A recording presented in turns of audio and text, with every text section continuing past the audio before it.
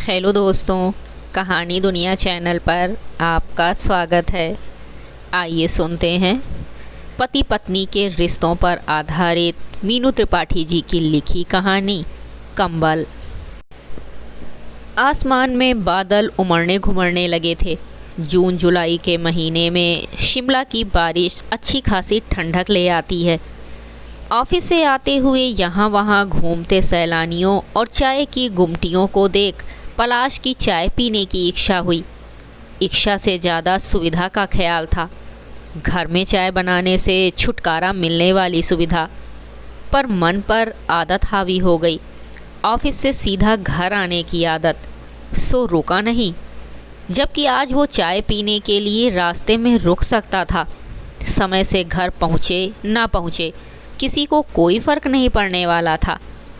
ये समय तो घर से भागने का है, पर आदत का क्या। गाड़ी धीमी ज़रूर हुई, पर चलती गई उस घर की ओर जिसमें क्यों देर हुई पूछने वाला कोई नहीं था। घर हूँ फीकी सी बेबस मुस्कान पलास के अधरों पर फैल गई और विचारों की सुई घर और केतकी की ओर मुड़ गई। बिन घरनी घर भूत का डेरा, किसी ने क्यों कहा होगा। क्या वो भी भूत की तरह रात को घर में भटकता है? कभी खिड़की बंद करता है, कभी खोलता है, कभी पानी पीने रसोई में आता है, तो कभी बालकनी में खड़े होकर दूर गगन में चांद की दिशा देखकर समय का अंदाज़ा लगाता है। या शायद चांद को देखने का उसे अब समय मिल रहा है, इसकी तसल्ली खुद को देता है। हाँ, यही सच है। इसी सकारात्मक सोच के साथ उसे अकेलेपन का उत्सव मनाना है। बच्चे कॉलेज की प्रोफेशनल डिग्री के लिए उसके शहर से दूर हैं। पत्नी को उसकी ज़रूरत नहीं, अब वो स्वच्छंद है। यही समय है खुद को वक्त देने का। वक्त ही वक्त है उसके पास। केतकी के बगैर घर भूत का डेरा क्यों से नहीं लगता। रेडियो, टेलीविज़न, म्यूज़िक सिस्टम की आवाज़ से गुलजार रहने वाला घर बिन घरनी खूब मज़े से चल रहा है। सुबह शाम एफएम पर गाने, देर रात तक टेलीविज़न, अपनी मर्जी का चैनल और कोई रोकने टोकने वाला नहीं। जब मर्जी हो कहीं घूम आओ, कहीं आओ जाओ, कोई रोक टोक नहीं। इस अकेलेपन के रोमांच का श्रेय 100% केतकी को जाता है। केतकी के ख्याल में चाय को रिप्लेस कर दिया था। अब दिमाग में अनचाहे विषय के रूप में वो पूर्णता छा गई थी। नतीजन सख्ती से बिछे होंठ खुले और वो बुदबुदा उठा, थैंक यू मुझे छोड़कर जाने के लिए। तुम्हें तुम्हारी जगह दिखानी ज़रूरी थी। उम्मीद करता हूँ मेरे खत ने तुम्हारी इस खुशफहमी को बखूबी दूर कर दिया होगा कि तुम्हारे बगैर मेरा काम नहीं चलेगा। अकेलेपन ने उसे मन ही मन बतियाना सिखा दिया था। आजकल वो रह रहकर बुदबुदा उठता है। आंखें रास्ते पर और हाथ स्टीयरिंग पर जमे थे। दिमाग में केतकी का चेहरा ना चाहते हुए भी कौंध रहा था। धीरे धीरे 1 महीना होने को आया, पर तुमने खबर नहीं ली। फिर मैं ही क्यों तुम्हारी कमी महसूस करूं? इस विचार के साथ ही एक विजय सूचक मुस्कुराहट अधरों से होती हुई संपूर्ण चेहरे पर व्याप्त हुई, तो चेहरा तन गया और उसका अहम भी। जेहन में छाई खत की इबारतों ने उसे संतुष्टि से भर दिया। तिल मिलाने वाली इबारतें जब खत के मार्फत केतकी तक पहुंची होंगी, तब उसका चेहरा देखने लायक रहा होगा। टूट गया होगा उसका वो वहम कि उसके बगैर घर भूत का डेरा बना होगा। पलाश के चेहरे पर एक वहसियाना मुस्कान चस्पा हो गई।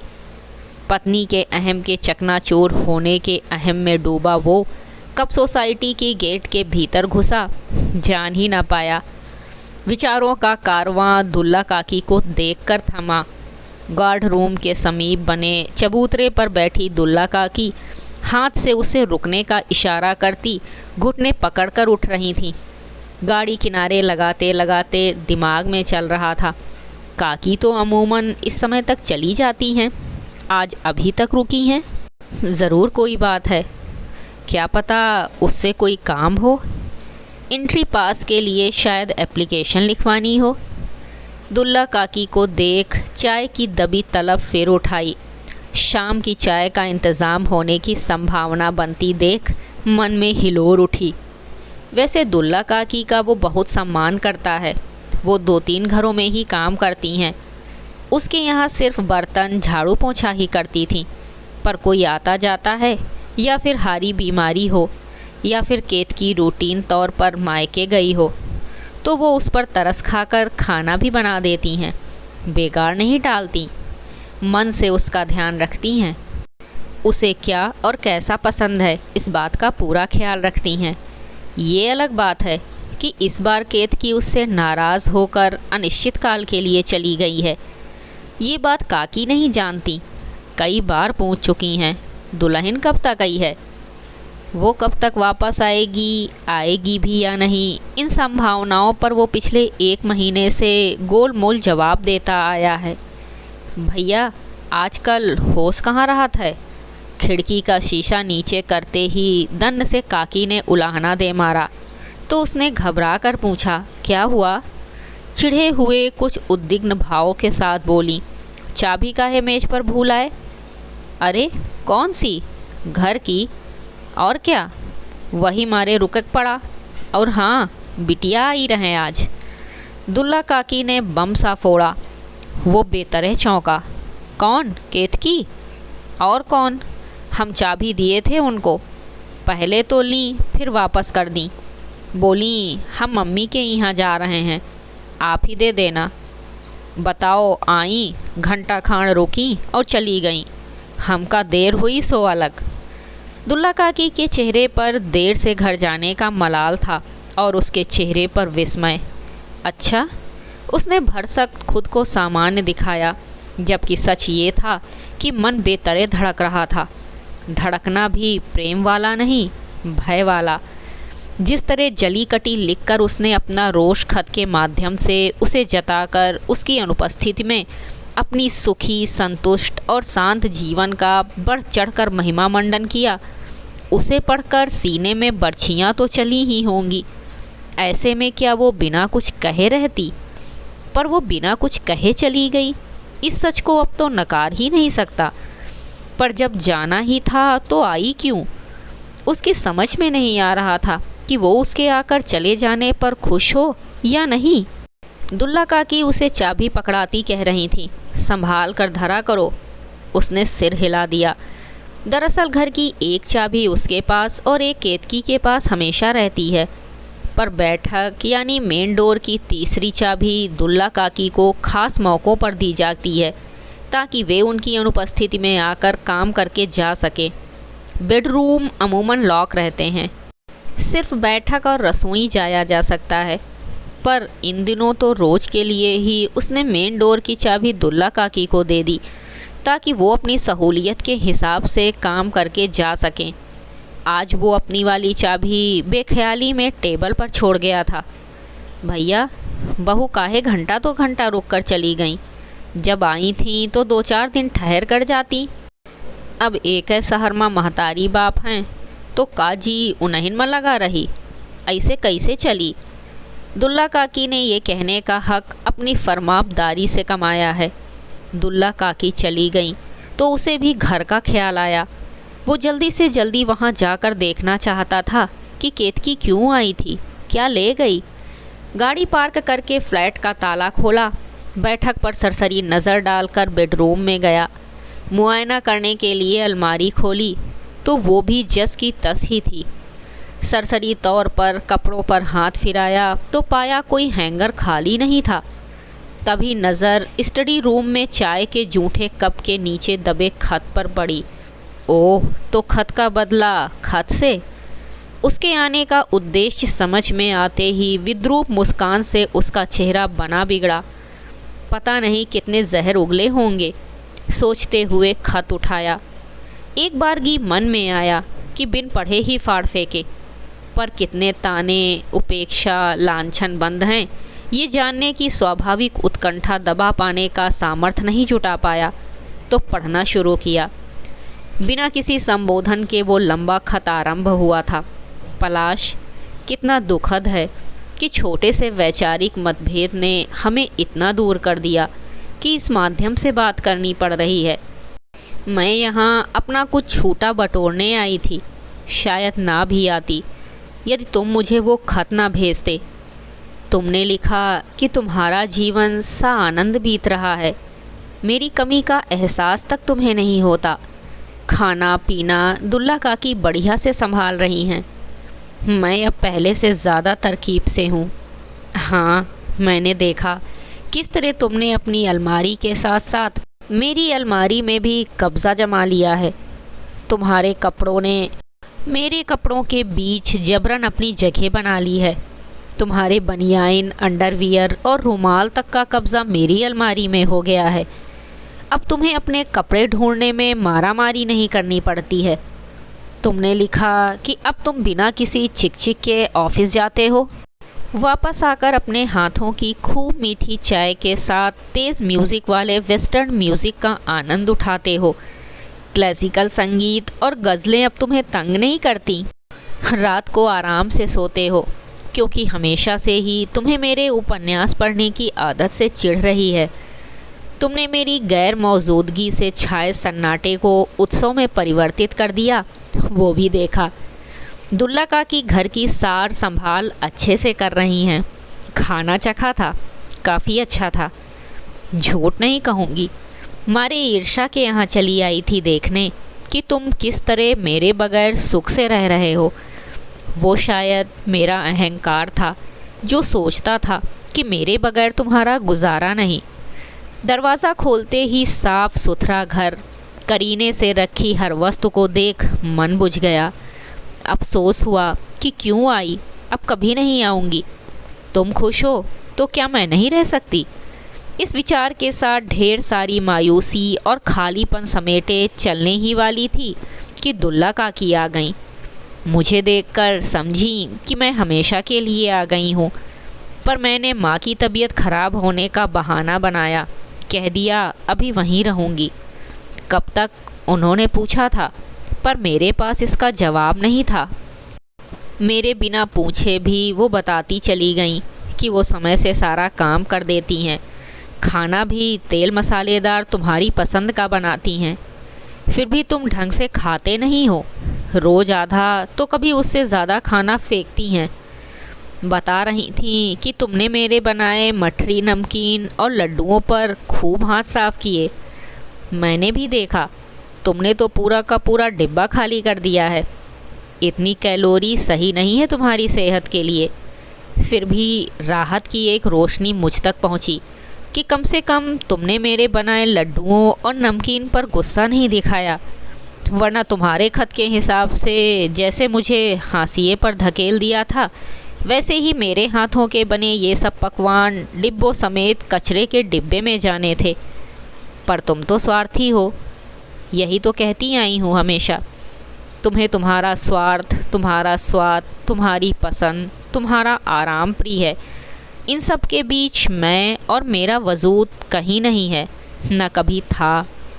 पर एक बात कहे बिना न रहूँगी कि तुम्हें मुझसे परहेज है, मेरे एहसास से नहीं। क्यों, क्या गलत बोल गई मैं? अपने दिल पर हाथ रखो और कहो मैं झूठ कह रही हूँ कि तुमने अपने पैंट कमीज़ मेरी साड़ियों के साथ टांग दिए हैं, ताकि साथ ना रहकर भी तुम मेरे स्पर्श को महसूस करो। इसीलिए तो तुमने मेरी एक भी साड़ी को बाहर का रास्ता नहीं दिखाया। तुमने मेरे साथ एडजस्ट करना नहीं सीखा तो क्या, तुम्हारे कपड़ों ने एडजस्टमेंट सीख लिया है मेरे कपड़ों के साथ। मेरे इस ख्याल को शायद तुम मेरी खुशफहमी कहो, पर उस बदरंग कंबल के लिए क्या सफाई दोगे जिसे आजकल तुम ओढ़ते हो? पलाश का गला सहसा सूखने लगा तो उसने गटागट पानी पीकर गले को तर किया। आंखें खत पर फिर टिक गईं। ये बदरंग कंबल जिसकी नरमाई अब लगभग ख़त्म हो चली है, रंग फीका पड़ चुका है, जो काफ़ी दिनों से ट्रंक में कहीं दबा पड़ा था, जिसे तुमने कई बार फेंकने की पेशकश भी की थी। घोर आश्चर्य हुआ उस आकर्षण विहीन कंबल को तुम्हारे बिस्तर पर देखकर।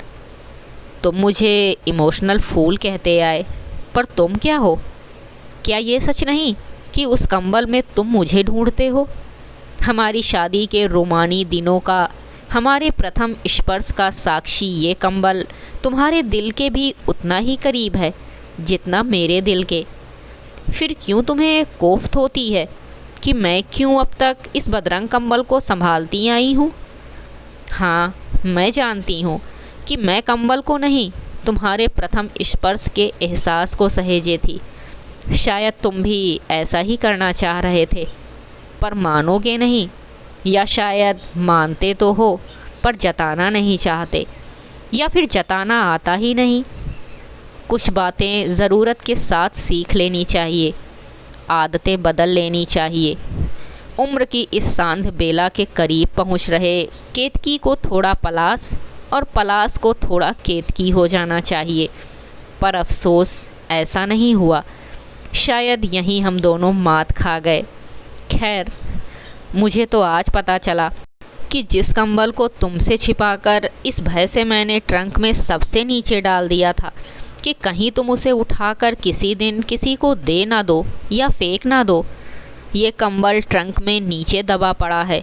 ये बात तुम जानते थे, इसीलिए तो मेरी गैर मौजूदगी में उसे निकाल पाए और मैं बेवजह डरती रही, तुम्हें असंवेदनशील समझती रही। समझती ही रहती यदि यहाँ ना आती और नए की जगह पुराने को ना देखती। चलो, एक बात तो साबित हुई कि तुम्हें भी वो याद है जो आज तक मैं न भूल पाई। नहीं भूल पाई वो दिन जब मैं नई नई ब्याह कर आई थी और थकावट में आंखें झपक पड़ी। ठंड के दिन थे, सो कुछ सिमटी सिकुड़ी सी जहाँ बैठी थी वहीं ढह गई।